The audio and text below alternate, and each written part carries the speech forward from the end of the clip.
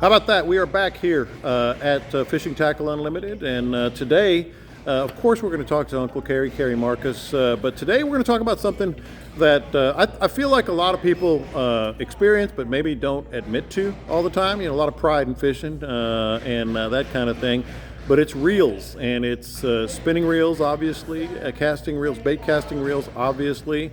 But for your type of fishing and for what you do, and this conversation started with. I guess it was my wife. She's working a topwater. She's learning how to fish and catch fish on topwater, and she uses a spinning reel. And she's been told that spinning reels with topwaters, that those two things don't mix. So let's let's bust some myths here. Let's be some myth busters, just like on TV with Cary. All right, Cary, we're going to get into a lot of things today, but let's start with what you just heard me talking about, spinning reels and the topwater bait, and we'll go from there. One of my pet peeves, because I'm from Texas and I've mostly fished I've fished South Texas a lot, where they use a lot of spinning reels, but I've fished this part of the coast a whole lot, and I live here now. Yeah. And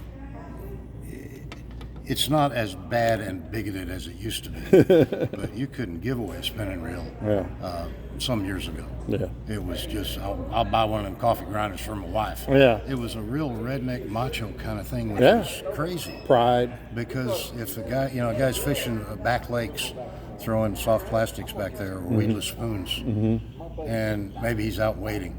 He turns around, goes back to the boat, and there's 15,423 redfish tailing, and the wind's blowing 18 to 22 miles an hour right in his face. Can't get there. And he's got a baitcaster. Yeah, can't get there. It's a recipe for backlashes. Yeah.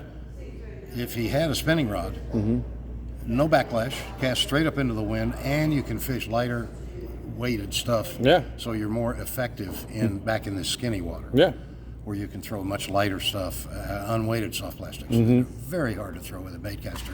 I don't care how good you think your thumb is. Yeah, it's hard to do. We've all been there. Yeah. So that's one of my pet peeves about people saying, "Well, you can't." And I've had that statement from guides and people that are old guys like me that are just so against conditioned spinning outfits because they're not used to them. Yeah. You go and fish topwaters in the Chokoloskee area, in the Everglades, 10,000 Islands area, with some guide down there, and he's got somewhere down in the clutter, he's got a baitcaster or two. It's all spinning, and he's fishing topwaters just like we do here. Yeah. And he fishes it just as effectively because he's worked that rod forever. Yeah. He knows how to work it. I can work just because I'm so old and I fish both. I'm not the best walking the dog guy there ever was. Yeah. I tend to work them way too fast, which means I probably got some fish to go, what the heck is that? I'm getting out of here. Yeah, I'm scared. But I can fish it exactly the same way with a spinning rod and a casting rod. Yeah. People that say that that's impossible they just don't know what they're talking about. Right. All right, so let's talk about what we're looking at here, because, and it's not just, by the way, topwaters. You mentioned into the wind, etc. It's everything. There's some, I'm not trying to totally ride the horse of, you got to have all spinning reels. No. I use baitcasters as well. I use spinners as well. We just wanted to sort of talk, I just admitted that was my pet peeve. Yeah. People here are bigoted against spinning reels to some degree. All the guides have spinning reels now because they finally figured out, let's see, I'm baiting hooks all day long, so every time I grab a shrimp, his horn is hitting me in that finger and his tail is hitting me in this finger every single time I'm baiting the hook. Yeah. And then every other bait, I'm getting a backlash out of that customer. Why don't I get a spinning outfit? And they can throw the thing out there and actually catch more fish than they could have. Yeah. They were before. Anyway, so most of them have sort of mid-price or lower-price spinning reels that they work them for 200 days a year and then throw the damn thing away. Yeah. If you're a guide is not going to buy a $300, $400, $500, $600 reel, he has no business doing that because some clients are going to throw them overboard. Yeah. Every so often. Yeah. So what are we looking at? The mid-price reels. This is high mid-price, about $130 reel. Some of the guides use $90 reels because they fish them a lot and throw them away after a while. Yeah. But all of these reels are made stainless and aluminum. They have decent bearings in them. Just like anything else, you're paying for more ball bearings if you go up in price. Yeah. And if you get into the really extreme reels, which are close to $1,000 for an inshore size reel, you need to be a gear queer like me to buy that for catching a trout or a redfish. I mean, I love them, but you're paying for expensive Japanese labor and way more ball bearings than anybody ever needs. Yeah. But they're incredibly smooth. They're wonderful reels, but the redfish don't care. Yeah, they don't know what you're throwing. They don't know you're throwing that. But, anyway. Yeah. That's neither here nor there. It's just you're paying for what you're getting, and you're getting all these ball bearings as you go way up in price. But all of these reels nowadays are saltwater worthy to a degree. The cheaper they are, of course, the less time they're going to last. And keep them clean. Yeah, you got to keep all of them clean. And if you're fishing the surf, or you take a stumble into a stingray hole while you're weight fishing and it gets wet. Yeah. I don't care whether it's a baitcaster or spinning reel. You got to take it apart. Yeah. Clean it. Yeah. And you can pretty much throw everything. We're not just talking top waters here. Yeah, exactly. I mean, you just fish them just exactly the same way with any kind of lure. There is no preference for these things. Yeah. It's just people need to understand they have some advantages, and it's mythology. Yeah. You can't fish certain styles with these things. Now, there's also the baitcaster kind of intimidation factor is what I was talking about. Yeah. Oh, I don't want those backlashes. Oh, I don't need this or that. That's not the case anymore. That might have been, the old Ambassador, or whatever, 5,000 or whatever it was called that I had. Those things cast great. Yeah. To somebody whose thumb is fairly educated. So they know how to cast a baitcaster. They're used to it. And those old reels with all bushings, no ball bearings at all, they cast fine. But you need to be practiced with your thumb. Right. But that's not the case anymore necessarily. Nowadays, they start getting a little bit pricey. There's some stuff from Shimano called DCs, digital controls. Yeah. People call it a computer. It's not really a computer. It's a thrust measuring device. Okay. It measures how fast the spool is spinning. And here's the Kool-Aid part. They say that it's measuring and adjusting 1,000 times a second.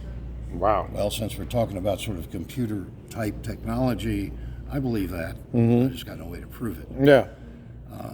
How it works is It's forgiving. It doesn't have any batteries. Has a little magnet that spins around with a little well-like housing that has some copper plates in it that lead down to the thrust measuring device.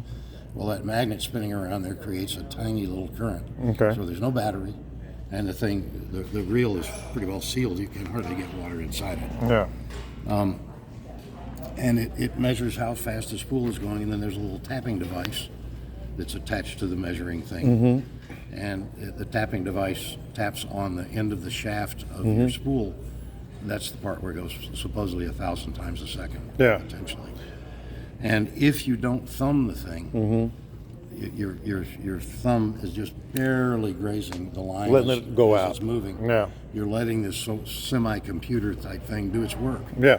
So it's almost counterintuitive. Like you don't use your thumb as much. It's not like learning to cast a baitcaster. Yeah. A normal baitcaster without this in it. But it's fairly miraculous. It really does work. Yeah. If it was very hard for me, again, I'm about 17,000 years old. I've been casting a baitcaster with my thumb for many moons, and I was throwing backlashes like crazy a few years ago when these things were new. Because you were using your thumb. Out here in the parking lot, I'm trying to thumb it and help it along. And I got backlashes that look exactly like the proverbial bird's nest. Yeah. They'd be like, well, I'm cutting all that line out. There's no getting it out. And then I finally trained myself out here in the parking lot. Will you just let your hand graze it, please? Yeah. And it works miraculously well. These modern reels have such good bearings in them. I'm getting away from a DC reel now. Right. Just here's a luge that's one of this particular model. I literally just got that one about 2 weeks ago. And it's a medium pricey reel. You're paying for some expensive bearings. There are 11 of them in there, which seems like more than you need. Probably is. Yeah. But it's good bragging rights, and the thing is smooth. Yeah. And still rolling. we don't do anything to the reel. I don't adjust it in any kind of funny way, or send it to the shop and have them take a rouge cloth and polish the shafts. Yeah. Just to show one off in the case. No, I just take a reel out of the box. Out of the box. Put it in the case. And these things are these modern day reels that I just happen to grab a lose, whether it's a Daiwa, it's a Tula Daiwa, or their inshore model, or the inshore version of this company lose, or this one, which is what is this, Custom Pro? I think so. Yeah, it's a $200-something reel. It's fairly, medium high priced. Yeah. But they just are so miraculously smooth compared to what we had just 10 years ago. Yeah. Last thing on the reels itself, like when you're throwing these reels, a lot of people tend to throw it, sort of throw the whole rod, let it go. But you really want to just let it whip and it gets better distance and accuracy. Any cast, whether it's a spinning rod, a bait casting rod, or a fly rod, has got a little bit of a wrist snap to it, which I don't, other than fly rod instruction on the internet, which half of which is terrible instruction. Some of it's very, very good. Yeah. But when people, I haven't looked in a long time, people learning to bait cast on the internet. I haven't seen that, but I see people talking about when they're not talking about that little snap at the end. Yeah. Which is really the finish of the cast with whatever kind of outfit we're talking about. Yeah. And it exists. Yeah. It's something that should be discussed when you're teaching somebody how to cast. Now, if you hit it too quickly and too sharply, too early in the movement without movement of the rod, on a bait caster, it's going to backlash like a son of a gun. Yeah. You're just trying to jerk the spool into motion, as opposed to getting it started and then it goes like crazy. Yeah. Same with the spinning outfit. You can get it all fluffed off by get too many fluffs off the spool. Yeah. If you just yank it, just purely that wrist shot early on. It's not what you want to do. It's not how you want to teach somebody. There is smoothness and a snap. Yeah. Acceleration and a snap. Yeah. With any kind of casting. Just the speeds are different with conventional versus fly. Well, there you go. Fishing. That's all he knows. He knows more than that, but that's good stuff from Cary Marcus here at Fishing Tackle Unlimited. And coincidentally enough, you can get these reels right here at FTU. What a coincidence that is. Don't forget to subscribe to the podcast. Don't forget to subscribe to this YouTube channel, and we'll hit you again.